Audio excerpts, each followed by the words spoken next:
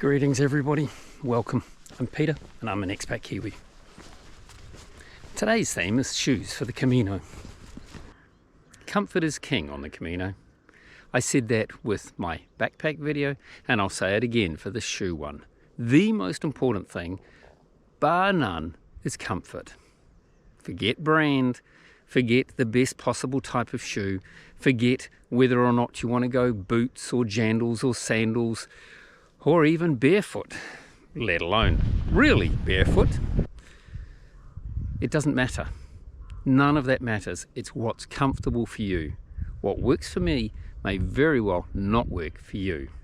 So don't get too hung up on it, but here are a few suggestions to help you find the right shoe. Ideally, go into a decent sports store if you can. Don't do all this buying online, sending them back, trying another one. At the end of the day, you'll just find it's really frustrating. Go and get some expert help. You may not live near a decent sports store, so go to a town that has one. Yes, it's going to cost you a little bit in terms of time and maybe even money, but you're talking about going and walking the Camino. That's a pretty major investment. All of your time on the Camino is going to be spent on your feet. It's really important that you get this right. So you're in the store, how do you choose the right pair? First, talk to the salesperson, tell them what you want to do. They may or may not know of the Camino. It doesn't really matter. You're going on a long distance walk and you're going to be telling them that you're planning on walking whatever it is, 15 kilometers, 25, 45 kilometers a day. That's up to you. You need to get something comfortable. Remember, you are not going rock climbing. You are not going into the mountains. Yeah, sure. If you're doing the Francaise, you're going to walk through the Pyrenees. But we're talking a day. You know, I mean, this is not a big deal, guys. It's more important that those shoes are comfortable for the long haul. Like I said, comfort is king. What do most people wear on Camino? Most wear trail runners. Some wear sandals. A handful wear jandals. There's a few who actually wear proper hiking boots. Most of them tend to go for the lightweight ones, but one or two even go for full-on army boots, would you believe? What does that have to do with anything? Well, it just proves what I'm saying. It's about what's right for the individual, not what's right for me or any one of the others. Try on different things. If you're a bit older and you really feel you want that additional support of a pair of hiking boots, by all means go for it. But I'm 60 and I wear my boots only in the winter months, wandering around because quite frankly then I can just walk straight through all the puddles and the mud. I don't have to worry about it. Yes, that's partly because it's Gore-Tex and it's partly because they're higher. Oh, and they're warmer too. But all of that comes at a price. They're heavy. I do not want that on my feet day after day for an entire month or even longer. It does not work for me, and especially not in the heat that you get in Spain. I want breathability. That means non-Gore-Tex. But that's up to you too.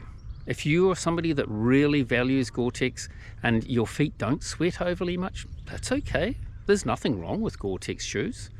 They've been invented for a reason. But there's also a very good reason that the vast majority of through hikers, people doing the AT, the TA in New Zealand, the PCT, all of these serious through hikers, the vast majority of them wear non-Gore-Tex, fully breathable trail runners. One factor to consider is what trail are you walking? Are you going to be walking the Portuguese? There's a lot of cobblestones, or sets as the proper name is, on that trail. So it's something to consider. You're going to be doing a lot of road walking if you're walking the Norte as well. You might want to consider getting something that's got a half decent rock plate because it makes it a little bit firmer. You could, of course, simply get a different pair of insoles. That's also an option for you. But you're going to want something with just that little bit more comfort than you might want on the Primitivo, for example, where you've got a lot more varied terrain. Something like this is so much nicer for your feet than something like this. Now when you go into the store, if you can, carry your backpack with you. You'll see mine's on at the moment. I've been walking for a little bit, so my feet will have swollen and kind of splayed a little bit throughout the day. It's basically, you know, your feet warm up, you've got a bit of weight on you. That's the conditions you're going to experience on the Camino. So if you can, replicate that as best as possible. Don't go in after sitting at the office desk all day. It's not going to do you a lot of good when you actually get out on the trail. Incidentally, when you measure your feet, start by standing up. You don't measure when you're sitting down, because at the end of the day, you're going to be standing while you're walking. You aren't going to be sitting, are you? So, you've got your feet measured and you're aware of where you should start looking. Okay, remember, this is just a guide. You need to feel comfortable in those shoes. There needs to be room at the front of your feet, but also at the side. It's not that your feet are going to grow longer, they are going to splay out as you walk. And so you need room at the side. Some people say, oh, it's got to be a comfortable fit, a nice firm fit. Wrong. You do not want a nice tight fit. Completely wrong. You need room for your feet to move, for room for them to splay out. And I'm talking the front of the foot, not the heel, okay? If it's falling off at the heel, you need to look at something else. I love my ultra-line peaks, but I'm looking at changing them for the very simple reason that whilst they've got a lovely wide toe box, unfortunately, the heel slips for me. So whilst they've done 2 Caminos and a hell of a lot of other mileage besides, I'm going to have to look for another shoe, because for my next project, well, let's just say I'm going to be on the trail for rather a long time. So I really need to get this right. An important factor for some of you to consider is, if you're like me and you've got orthotics, you need to take those with you when you go to try a shoe on. The reason for that is pretty logical. They can take up a different amount of room. My orthotics are 2 or 3 millimeters thicker than the insoles that come standard with the shoe. And quite frankly, if they were already a snug fit, I'd have to look for another size or even a different shoe. All right, you've got something that you think is fitting you pretty well. You're walking around the store. What do you do now? Stub your toes against the wall. Can they touch the ends? They're out. Yeah, why? Do you want blackened toenails? Do you want them to fall off? Anything that stubs your toenails against the end, not a good idea, guys. It'll traumatize your foot. Not nice. On most of the Caminos, you will find that there are some areas where you're climbing up or down. And if your toes can stub against the front, even just a little bit, they're too short. You haven't got enough room. Either go up a size, try that. You could, of course, try a different lacing technique to stop your feet sliding forwards. Any half-decent store should be able to show you how to do that. Failing which, you can look on YouTube. If that still doesn't help, and your feet are touching the front, even just a smidgen, I repeat, you need to go up another size or try a completely different shoe. It's as simple as that. How do the shoes feel when it comes to the width? Are they kind of snug against the sides? If so, it's not going to go away, guys. It's going to cause rubbing. All right, the wind's picking up. This is not ideal to be recording out here at this time. Key points to take away. Make sure you've got a nice, comfortable shoe. It does not matter what brand. Comfort is king. Your toes should not touch the front of your shoe at any point in time. That's an absolute no-no. Next, the width of your shoes. If there are pressure points, if it's rubbing against the sides of your shoe, that's not going to go away, guys. You know, people say, oh yeah, they'll wear in. They will not. You do not break in a pair of modern trail runners. You wear them 1 or 2 times for 10-15 Ks to make sure there's no manufacturing defects. Then you put them away. It's fine if you're walking one of the shorter Caminos, like just the last 100 kilometers of the Francaise, or from Tui on the Portuguese, the Camino Inglés, for example. Yeah, for those you can do pretty much most of your training in them and still walk the Camino. But for anything else, you're going to want a second pair of the same comfy shoes that you've just bought. Because by the time you've finished your training, it is unlikely that they're going to then be able to complete the 820 kilometers of the Francaise.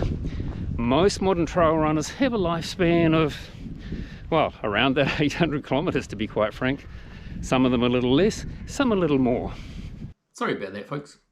So what I was about to say before my battery died and it then started raining is that if you are going to get a second pair, do of course ask for a discount.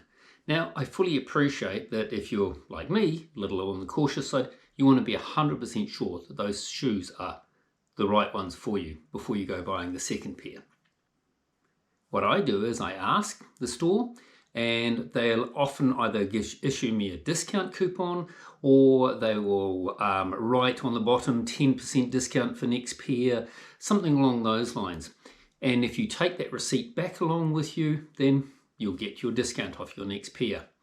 The best discount I ever got was 25% for my second pair, which I think you'll have to agree is not bad. I mentioned earlier that when you're actually on the trail and you're walking all day, day after day, and it's warm, that your feet tend to kind of splay out a little bit. I mean, normally when you're walking in town, they're kind of like this, and with time and pressure, they like to do that. A little bit of room between them. It prevents them rubbing. If they're rubbing, that's when you can get a blister. If they've got a little bit of space between, then it's much less likely. The best way to achieve that is just go to a slightly wider fitting. When your toes can splay comfortably, not only have you got better arch support, but you've also got more stability. It's kind of logical when you think about it. The narrower something is, the less stability it's got. The wider it is, the harder it is to move. It's pretty simple really, isn't it? Not rocket science. If you want to know what the most popular brands on Camino are, just to give you an idea as to where to start looking, logically they're pretty much the same as you'll find on many of the long distance through hikes, like the PCT, etc. No particular order. Ultra, for example, the Lone Peak, like I wear, the Olympus, the Ultra Timp, I also understand to gain popularity recently. Hooker one, Speed Goat, super comfy shoe, unfortunately too narrow for me. The Challengers are also another one. Solomon X Ultra and Speed Cross feature. La Sportiva, if you've got a narrow foot, La Sportiva is a great place to start looking. I think Bushido, but nonetheless, La Sportiva, definitely an option for you. And of course, Topo. There's a Terror Adventure, there's the Topo Pursuit, and there's another something or other venture. Sorry, I can't remember the name of it. I'm going to be looking at those in the near future because this is the time of year you start getting good sales, you know, for kind of end of winter sales before the new season release. So great time to consider getting a pair of shoes. Sandals. Keen and Teva are probably the two best known brands. Both of them are US brand. They're both excellent trail sandals. They have different sort of areas of expertise, I suppose you could say. For example, the Keens tend to be a little bit more on the supportive side of things. They often have an enclosed toe box, which can be really useful for some people. They're kind of like a trail shoe with lots of slits in them, really, for breathability. It's quite nice. The Tevas tend to be more adjustable. So if you're having problems finding a half-decent sandal that actually you can adjust to fit nicely, Teva is definitely something for you to consider. And especially if you just want something that you can walk into the shower with, for example. I think Teva do more of the waterproof type variants. Nonetheless, those two certainly worth a try. When it comes to boots, as I've already mentioned, I tend to only wear them in the winter months. But I fully appreciate some of you are going to need them, so I've done a fair bit of research on your behalf. Having read through reviews for the last couple of years, the ones that seem to come up in the top 5 or 6 right the way through are, in no particular order, La Sportiva, Topo, Hooker, Ultra, Scarpa, and Merrell Moab. Now, personally speaking, I'm well aware of Scarpa, because that's what I normally wear, and Merrell Moab also do an excellent boot. Apparently they do a lightweight version of the same, so it's good news for you guys. Incidentally, in order to be considered lightweight, a boot has to weigh 650 grams or less per boot. So under 650 grams per boot. Some of these come in at an incredibly light 450 grams. So best of luck. Sounds like some great options for you. Okay, I mentioned that the La Sportiva, for example, is really good for narrow feet. If you're looking for something that tends to have a roomier toe box, then Ultra is probably the go-to bar none, followed by, well, I think Hooker, Brooks, and Topper all do a wide fitting as well. You might have to ask for it. It may not be the common one that's actually in store, but they all have wide options for you. When we're talking things like Ultra, do remember that I think bar one of their shoes, they are all classed as zero drop shoes. Now, zero drop means that it's literally flat. The heel and the toe are on the same level. Normally speaking, when you go and buy a pair of shoes nowadays, they've got a drop to them, and it will tend to range between the 6 to 12 millimeter mark. Anything below 6 is considered to be relatively minimal drop, and something with zero drop is quite literally that. It's flat. So on that side of things, your legs and your feet are going to need a significant time frame to adjust to those. You can do that by buying them well in advance of your Camino and simply training in them. But whatever you do, don't just go out and think that they're going to be fine. You may be okay for the first couple of days, but then after that you can get pretty sore. The best option is to simply wear those shoes around the house, or for those short shopping trips, things along those lines. You know, when you're just going out for a couple of Ks, when you're just walking around the local block as part of your training, you're only doing 5-6 Ks, that's the type of thing to do. Try and avoid going straight out and walking 15, 20, 25 Ks in it, okay? Yeah, probably not the smartest move. Zero drop are wonderful once you're used to them, but you do need to get used to them, and they're not for everybody. Alrighty, I think that's a wrap. I can't think of anything else that might be of value to you at this point in time. If you've got any questions, feel free to post them in the comments below. I hope you've benefited from the research and the work I've put into the video. If so, please like and consider subscribing. I will be doing more videos of this type on facets of the Camino, so look forward to seeing you in the next video. All the best finding a nice, comfortable pair of shoes out there, and hopefully they're on a great sale. Buen Camino, everybody.